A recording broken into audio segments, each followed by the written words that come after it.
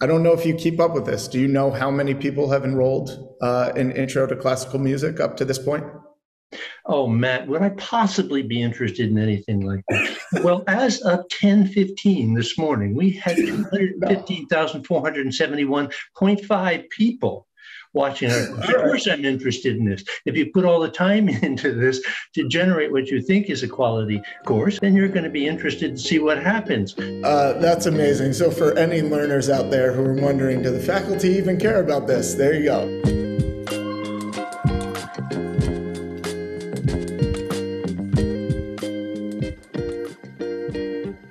Our team was very excited when you came to us with an idea for another course. So why don't you tell us about it? What's the name of the course and what's it about? Well, the course is called Exploring the Nature of Genius. And it's an outgrowth, as was the case with my music course, of a course that I was teaching at Yale, a basic undergraduate course, which I taught for a decade. What this course intends to do is to define what genius is. We all use the word every day, but nobody ever defines it. To define what genius is, to the extent that you believe in genius, it's very possible that you don't even believe it exists. We have no course in that case, but let's assume we do, and we move on. Then what do? We want to delve into the enablers. What is it that makes genius? Things such as passion and curiosity and tolerance for risk. And in the process, we also identify what I would like to call false positives of genius, things such as a super high IQ, a firstborn male, or a huge financial advantage. Wealth, it turns out, is not necessarily a stimulus to genius. So those are the kinds of things we work through in the course. We try to identify what it is that makes genius, and perhaps subliminally then encourage each of us to employ those particular personal skills or personal attributes in our own life. Don't get misled by what we think of as genius. Don't figure that what you see in the movies is truly representative of how the mind of a genius operates, because it's far more complex than that, and the duration is far longer than that one slap your head, eureka, I've got it, sort of bring it out of the blue insight. No, it's a lifetime of experience that somehow in some moment, or sometimes we least expect it, gels into some exceptional insight. Religion and ecology are two topics that people might not immediately think to pair with one another. Can you tell us a little bit about your latest specialization? How do these two subjects interweave, and what might a student gain or learn if they decide to sign up for your specialization?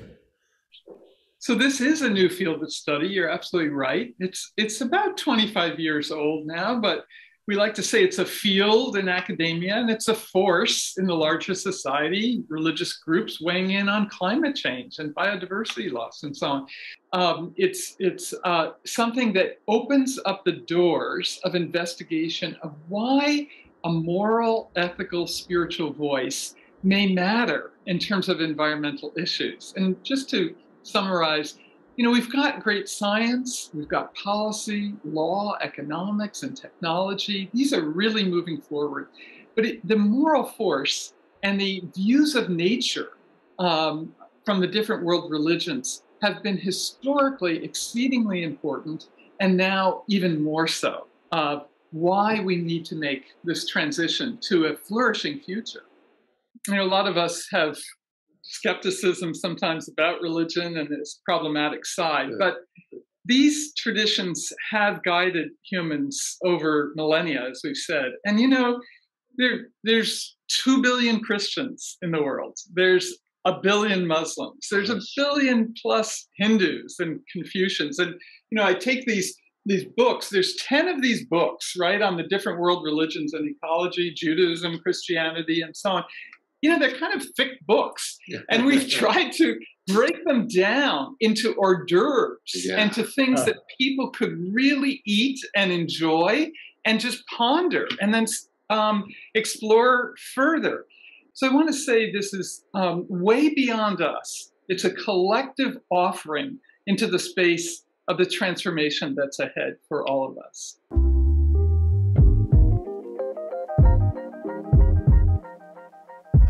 Bob, Your first course, Financial Markets, massively successful. And we are thrilled to announce, and I'm sure the learners out there listening are thrilled to hear, that you have a new course coming out soon called Narrative Economics.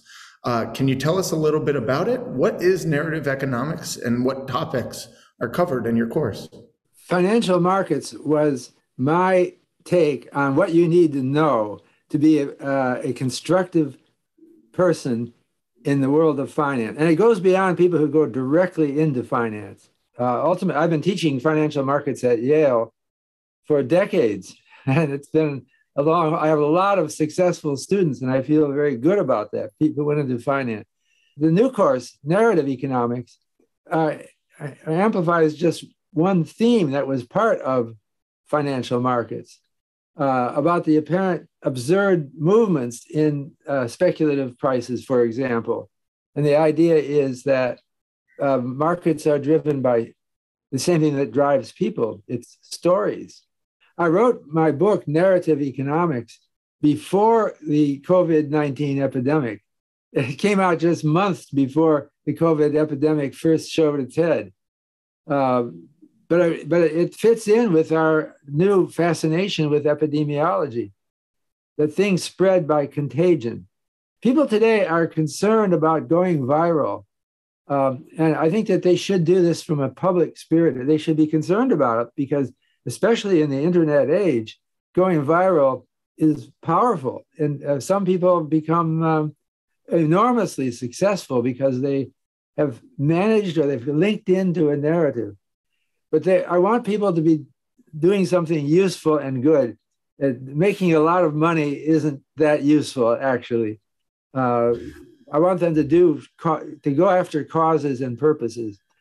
And in doing that, they have to invent a narrative. Or they have to link onto a narrative. That's really what is done. I think it's better if people understand that. Your financial markets course on Coursera is actually a pretty recent development in terms of your teaching arc.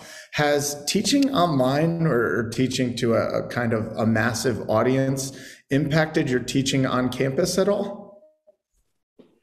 Yeah, I suppose it has raised the standards. When I have a larger audience, it makes for a higher standard.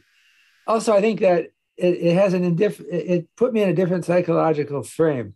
Some of my students tell me that when they listen to Coursera or other online videos, they put it on high speed so you can get it faster. And that made me think that maybe I've been sometimes wasting students' time. It's okay with me if you speed up my presentation, as long as you can get it. And things are moving faster and they're more vivid. I have to especially thank the people at the Teaching and Learning Center at Yale for help in making my graphics and my audio visual as well as audio more compelling. But it's the speed. I want to get through things fast, and you can take. I have no problems with you speeding through our lectures. There are probably people listening to this interview at 1.5 times speed right now. So it's good that they have your blessing. This material with Coursera, with your center, and hybrid courses has completely changed our teaching. Why? Because the students could look at the lectures online. We didn't have to do that in class. Canvas here at Yale is a platform where they could interact and have questions and conversations. And then coming into class, it was like liftoff because they knew each other, even intellectually, from these conversations. So it creates a much deeper platform for conversation in the classroom. It definitely did change my teaching.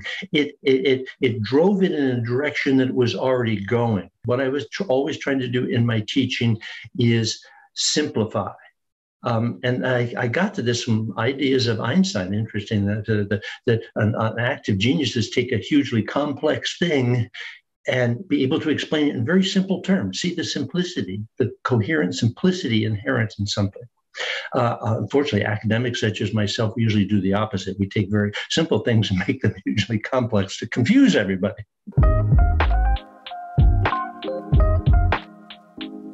Do you have any interactions or exchanges with either Coursera students or just online students that stand out to you?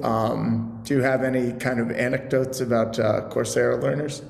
Well, it's really fun to think, Matt, in terms of the learner's responses to these issues that are raised. For example, one student in the Coursera courses, that journey specialization, she made a comment that she loves to swim and think about the course. And she realizes, of course, I'm swimming through water. And she said, the journey course makes me feel like I'm swimming through the cosmos. If I get an email from Turkey, if I get an email from someone engaging this material in Iran, if I get responses and engagement and somebody sends me an email, I always go right back to them and answer the question or engage and discuss from someone in India or Indonesia. Those are the ones that really excite me and I pay particular attention to. But my favorite story, and if you'll allow me to go on with this, is what we did at one point. Said, okay, center of music is Vienna. You know, you've got Haydn and Mozart and Beethoven and Schubert, and why not invite anybody who has the interest in joining us to a musical week in Vienna? Somebody there from Brazil, I'm trying to remember off the top of my head, Brazil, Spain, where else? China. Oh, phooey, I'm missing some, I know, but the one that sticks in my mind is Saudi Arabia. So here's somebody from Saudi Arabia, actually a doctor in Saudi Arabia, that came. And we went to this concert, we went to that concert, we went to Mozart's house, we went to Beethoven's house, we went up to Grinzing and the Vienna Woods where Mozart walked around. And going out that evening to Grinzing where Beethoven was, the gentleman from Saudi Arabia says, well, I find all this discussion about music interesting, but let me tell you about my music from Saudi Arabia. So he pulls out a small instrument called the oud, and he starts playing on this lute-like Saudi Arabian instrument. So there we are. We've come from all around the world, and we're just sitting there, people interested in music, and this guy from Saudi Arabia is playing as we go on this bus out to where Beethoven was living. That was a sort of strange and magical moment. I have, for my Yale students, office hours when I stay in my office at Yale, and they're invited to come and just chat. One day, I had a student come who was not a Yale student. In fact, she told me she came all the way from India for my office hours. Actually, it turns out she was going to the US anyway, but she really was from India. So that made me feel very gratified. I'm very happy to see that my course is adopted around the world. You never know what's going to happen until you try it. What the world could be until you try to engage it. And I think that's true with these Coursera courses. Get in there and try some of them. Give it a week, 2 weeks, see what happens. It may actually change your life rather significantly, particularly if you're able to do a couple of these online courses and combine ideas from this and that, and you may come up with a new original insight. So that's what I would say. If you're at all interested, give it a try because great things might happen.